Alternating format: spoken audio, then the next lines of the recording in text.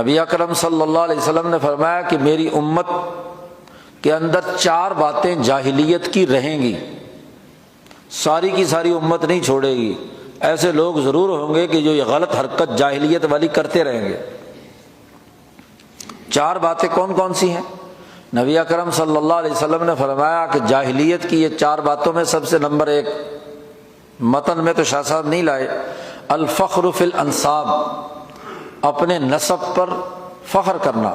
کہ میں فلانی نسل سے ہوں، میں کی سپیریئر نسل سے ہوں، تو اپنی نسل پر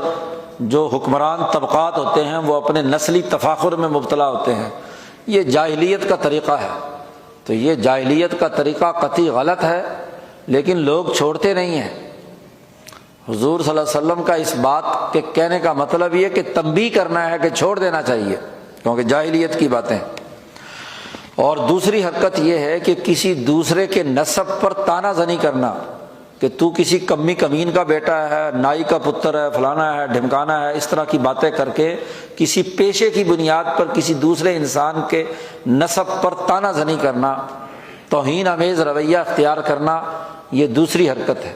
کہ یہ جاہلیت کی بات ہے، کیونکہ اس کا مطلب یہ ہے کہ وہ اس کی پیدائش اس کے اپنے اختیار میں تو نہیں تھی، وہ کسی کالے کے گھر پیدا ہو گیا یا گورے کے گھر پیدا ہو گیا، اس میں اس کا اپنا عمل دخل نہیں ہے۔ جب آپ اس کو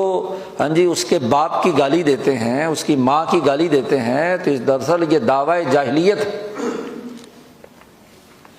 جیسا کہ ایک حدیث میں آتا ہے کہ حضرت ابو ذر غفاری رضی اللہ تعالیٰ عنہ چونکہ قبیلہ بنو غفار کے تھے اور یہ بلال حبشی کالے حبشی غلام،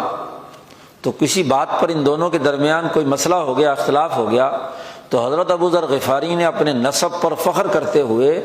بلال حبشی کو کہا کہ تو کالی کلوٹی عورت کا بیٹا ہے، تو ان کو ان کی ماں کی شرم دلائی۔ تو بلال کو بڑی تکلیف ہوئی کہ مجھے ماں کی گالی دی ہے ابو ذر نے۔